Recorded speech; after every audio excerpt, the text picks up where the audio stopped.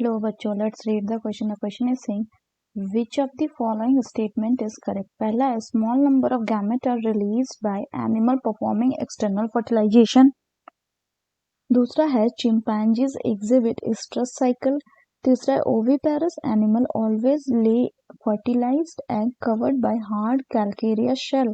चौथा है the type of parthenogenesis that can be observed in honeybee is एरेनॉक्टी. तो आइए देखते हैं हम इसका की कंसेप्ट. तो अगर हम बात करें इसके की कंसेप्ट की, तो इसका की कंसेप्ट हो जाएगा रिप्रोडक्शन. तो रिप्रोडक्शन क्या है? It is the process of production of the offspring. अब अगर हम बात करें दिए गए ऑप्शंस का, तो पहला में बात हो रहा है एक्सटर्नल फर्टिलाइजेशन की.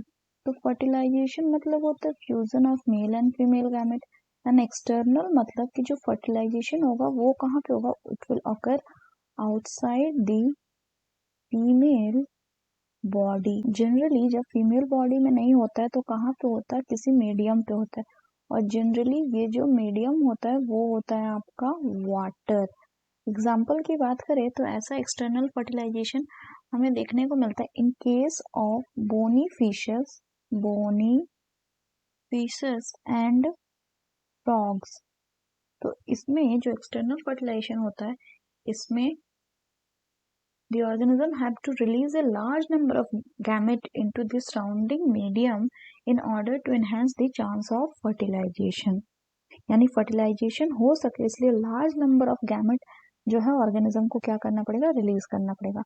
दूसरा बात हो रहा है आपका ईस्ट्रस साइकिल की. तो अगर हम ईस्ट्रस साइकिल की बात करें, ईस्ट्रस साइकिल क्या है? ये साइक्लिक चेंजेस है. Cyclic changes during reproduction. और ये देखने को मिलता है किसमें? इन case of the female species.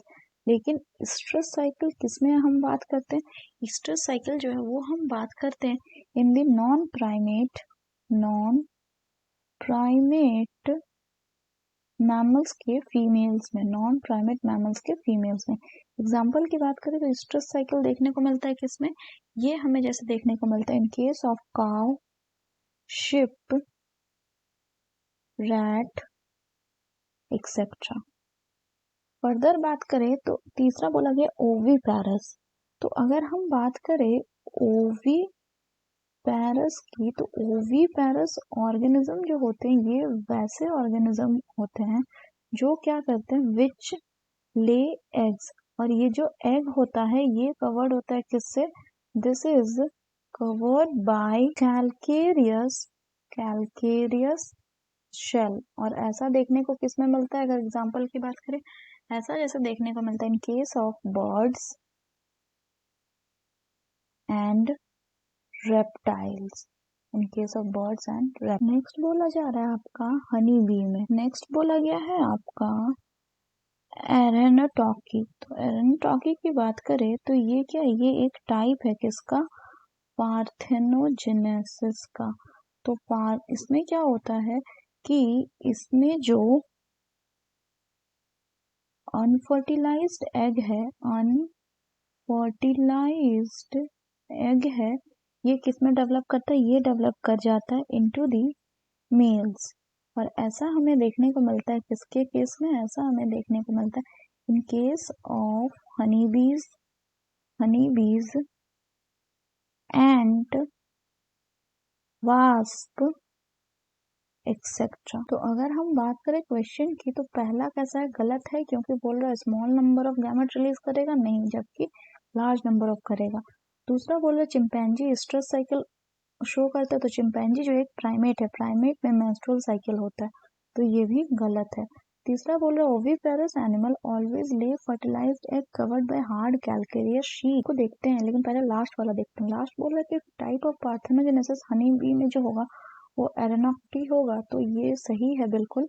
क्यों? क्योंकि इसमें हमने देखा है कि जो अनफर्टिलाइज्ड एग है वो डेवलप करता है किसमें? Into the male. तीसरे ऑप्शन की बात करें तो इसमें बोला कि ओविपेरस एनिमल जो है ऑलवेज यानी हमेशा जो एग ले करेगा फर्टिलाइज्ड एग उसमें वो कवर रहेगा विथ हार्ड कैलकेरियस सेल की। तो ओविपेरस एनिमल जो होते हैं वो क्या करते हैं, वो एग लेइंग एनिमल्स होते हैं। लेकिन अगर हम बात करें कि एग लेइंग होते हैं तो क्या सारे एग लेइंग जो भी ऑर्गेनिज्म उन सभी का जो एग है वो कवर होता है कैलकेरियस सेल से? तो नहीं, ये देखने को मिलता है किसमें, ये सिर्फ देखने को मिलता है in case of birds and reptiles. वहीं अगर हम एम्फीबियंस की बात करें तो जो एम्फीबियंस का एग है, एम्फीबियन एग, ये भी ओविपेरस है। ये किससे कवर रहता है, ये कवर रहता है by jelly like substance, jelly like substances. तो इसीलिए ये क्या हो जाएगा, ये गलत हो जाएगा क्योंकि सभी ओविपेरस एनिमल्स में जो है वो हार्ड कैलकेरियस सेल से कवर्ड एग रिलीज नहीं होता। So the correct option will be option 4. So that's all for the question, बच्चों. Hope you understood it well. Best of luck.